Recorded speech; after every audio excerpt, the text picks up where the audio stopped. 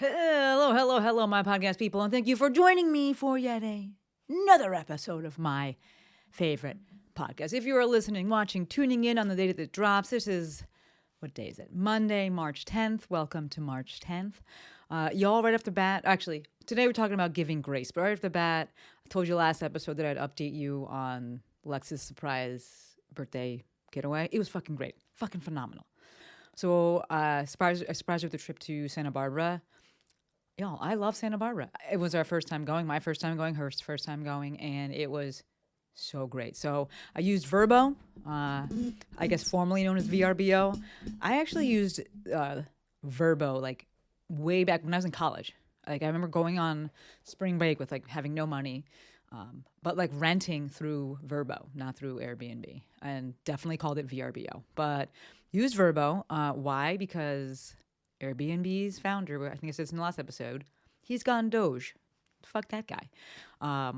But the owner, and she's 85. I actually wouldn't have guessed that. She's 85. She was phenomenal. She actually does not list on Airbnb. Only lists on Vrbo. She's very selective with who she allows to stay. You have to like message her first. And I was like, I respect that because that's what I would do. She's been living in Santa Barbara for 30 years. The property was gorgeous. Like, y'all, I love a view. I've always found the water to be incredibly calming. I don't go in it. That's not calming. But being near the water, I think because I am an earth sign and I'm Capricorn, I like the opposite there. The water, I find it incredibly grounding just to be near it. Incredibly balancing, I guess I should say. And I've always loved a view. But I don't like necessarily want to be in a tall building. So it was just amazing. It was up, because the way that Santa Barbara is, like you're up in the hills and the view just unobstructed, incredible. It rained on the second day we were there and it didn't matter. It was still beautiful. The property just gorgeous on Saturday morning. So we get to Friday, met her. Actually, she has a cat. I couldn't pull into the driveway because the cat was like, no, you have to get out of the car first. So I got the cat out of the car, said hi to Ms. Kitty. She's the official welcome wagon, apparently. Just great vibes from the get-go. And was like, okay, go do show us the property. And she was like, tomorrow morning, sleep in. She's like, people come here, they sleep in till 9, 10 o'clock, 11, whatever you want. Whenever you're ready, text me and we can meet outside and I'll tell you all the things to do in Santa Barbara that you have to do and all the things that you don't fucking have to do and you should skip. So we spent Saturday morning we did that, took Lex for breakfast. The weather mostly cooperated for the trip. Saturday we toured Santa Barbara, then we watched The Matrix. Lex has never seen The Matrix somehow. So we watched The Matrix in the hot tub. I set it up with speakers and it was just fucking awesome. We went on a hike on Sunday. Moose loved it. The trip was like for Moose, basically. We did take Moose. That was like one of the stipulations I had when I was looking for places, make sure it's dog friendly. We fed Anne's iguana. She has these big ass fucking iguanas, like 30 pounds. These things are huge, just prehistoric. Got to feed them and pet them. Then we got sushi and went back home on Sunday nights. We were there Friday to Sunday. I was going to stay till Monday, but it made sense to just stay till, late Sunday. It's only an hour and a half, hour and 45 minutes away. We will absolutely be going back. 15 out of 10 recommended. Just stay there. Stay in Santa Barbara in general. Super liberal town, just super friendly. Everyone was smiling and saying hi. I actually went to get donuts for Lex on Saturday.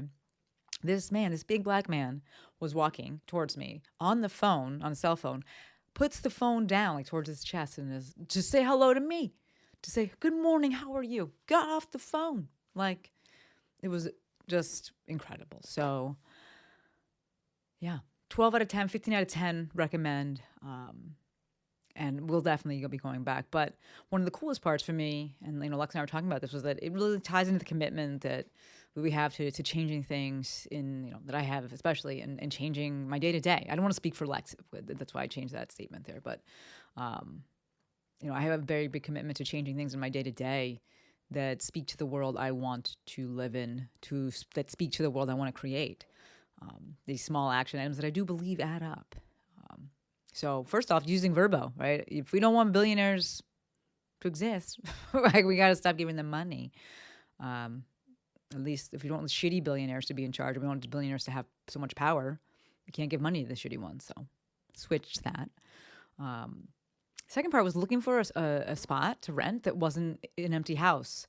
And that wasn't an empty house that was owned by a corporation, right? Like oftentimes I'd look for places that are they're standalone because you don't want to like necessarily deal with anything. But if we want housing reform, we can't be booking portfolio properties, or I cannot be booking portfolio properties. I will speak for myself. And then we also took the time to intentionally interact with the owner. Like it wasn't like it was like an adjoined place. It wasn't quite an ADU, but it was kind of an ADU because like there was a shared wall, but like you have to like walk through her house or anything to get to the where we were staying. But like we intentionally took time to hang out with her. Correspondence was via text, sending her pictures. Met her on Saturday for the rundown because we could have been like, no, we're good.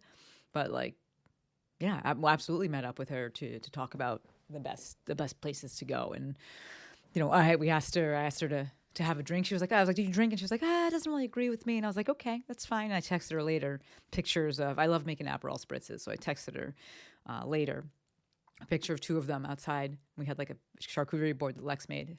And I was just like, listen, I know you said that you don't like drinks, but if that changes, or if you want to just like have some other kind of drink, I'm happy to make you one tomorrow. And she was like, I would love that. We didn't actually do it because it rained that day. And I was like, okay, rain check. But taking the time to actually interact with someone, and to me, this is like, if we want people to band together so that we can fight back against the man, we got to be willing to spend time with new people. Right? I totally understand the desire to, want to escape and have solitude and privacy, which we did have privacy. But I will say that I absolutely enjoyed this trip more than the Joshua trip that we took Joshua Tree trip that we took last year. And Lex and I were talking about this. It was great. But it was like, a portfolio property. It was pretty secluded, very secluded. Because it was a portfolio property, like they're kind of just like cold. Like it was modern and like kind of fancy, but like there's no like culture in it. There's no like sense of life in it. That was really different than this place. This was not some fancy, ADU that we were in by any means, but just it was great. Like I felt really rested. I was really happy. Just I really, really enjoyed it. So we'll definitely be going back. But and it ties into the changes, the daily changes that we've been wanting to make. So Lex loved it as well. And we got to experience Santa Barbara together for the first time, which is really cool, right? It's not like a place where I've already been. She hasn't been there. We got to experience it for the first time together, which was overall great. But speaking of Lex, I was able to surprise her because, number one, it's Lex. But number two, I didn't tell anyone anything about it. So on Thursday night, I went to the store to get groceries and fill the car with gas. And I told her that I was preparing for the economic blackout on Friday. And she didn't question it, which in all fairness, like if you know me, you know me. Like if you stay ready, you don't have to get ready. And so there's no question to it, core question about it. But for those of you thinking like, what could happen because of an economic blackout? I don't fucking know. I'm not taking any chances. Like, it takes 2 seconds for me to go and get stuff. So went and got things and then just ended up taking them up to the house with us. But this is a perfect segue for today's main topic, which is giving grace. So Lex and I both participated in the economic blackout on Friday, and we didn't buy any shit. Perhaps you're saying, yes, but you bought shit on Thursday. Yes, you are correct. But in my defense, if there's any defense, it was gas and food. I didn't like go on a shopping spree or like go buy random shit or go on Amazon. Definitely not anything from Amazon. So, like I discussed in last week's episode, not using Amazon. I actually today canceled my Audible subscription. It took me time because I needed to find 3 more books that I wanted to buy, but canceled today. Fuck that. No Airbnb. I haven't run the Instagram intensive this year, and I don't know what I'm going to do. I'm still sitting with it, and honestly, I'm not like thinking about it a ton. It's not like every day I'm thinking about it. I don't really feel like running it, and I trust my gut, and when things feel good, I do them quickly. When they don't, I have no problem pulling back. So I'm not running it. Like, yes, could I use the money from it? Absolutely. But obviously, this is bigger than that. I can't be out here running a program that encourages people to use a platform that so clearly doesn't give a fuck about us. Like, we knew it didn't give a fuck about us, but now it's like extra bad that it doesn't give a fuck about us. Yes, I'm still on Instagram, and I'll continue to be on Instagram, and I'm just going to continue to assess my presence on there, being on there, and then weigh out the pros versus the cons. And right now the pro is so much bigger, which is that I can reach and impact so many people. Right? People are on there, they're looking for things, they're listening, they're looking for voices, and so I can be there too. But if that changes, then I'll change that. But the giving grace part, which is what this episode is about. Last week, there was lots of chatter on threads about the economic blackout. And some folks were basically shitting on other folks for what they considered to be such a quote unquote small effort or such like a late effort. Right? Folks were out there saying like, I've been doing this forever. Where the fuck were you? Or folks saying like, it's only a single day. It's not going to be anything. Boycotts that have actually worked were like 18 months long. Y'all, we got to extend grace. If you're listening to this and you're saying, I ain't got to do shit, you are also absolutely right. Right? Autonomy is sexy. But some people, myself included, for certain things, are really just now having our eyes open to things. Grace. I will also say the flip side of this, or if we're going to find value in this, the valuable thing about this, the beneficial thing about people just opening their eyes now, if we're going to try to find and perhaps force a silver lining, is that I think of it like a relay race, right? Folks like J-pop have been at this forever, and I haven't. She can rest.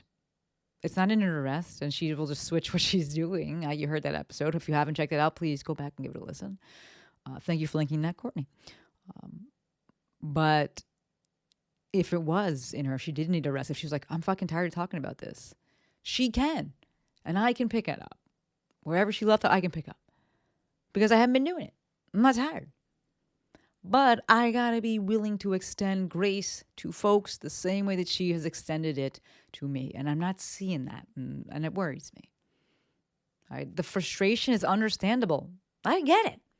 I'll be the first to admit I get fucking annoyed when it takes people a long time to do things. Y'all know that.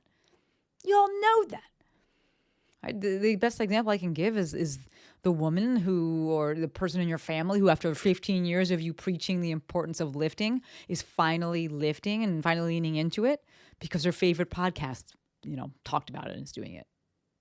Fucking annoying. You're like, I've been fucking telling you this. People be moving at their own pace, folks. Grace. Give grace.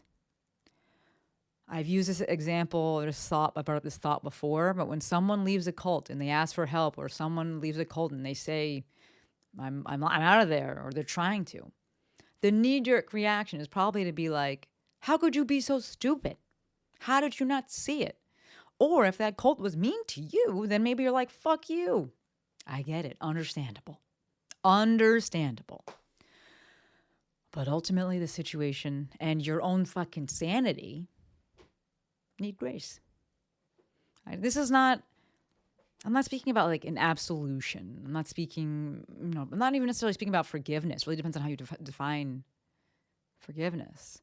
But grace, to me, and I sat with this for a bit, I'm like, what is it? What am I trying to get at with this? To me, grace means choosing curiosity instead of criticism.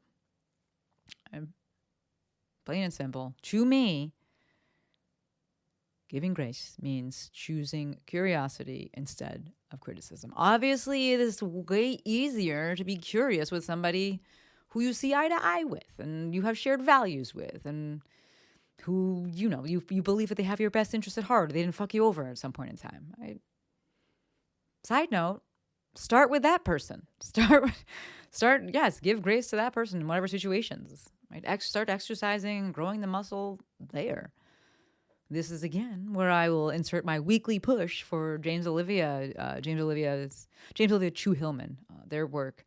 Again, they're inquisitive human on it, inquisitive_human on Instagram, but especially their relate skills intensive, because it's particularly helpful for relating with folks who you don't agree with, relating with folks in the presence, in the face of difference, relating with folks who, maybe you didn't agree with in the past or they wronged you in the past. Like, it's a skill, man. It is a skill.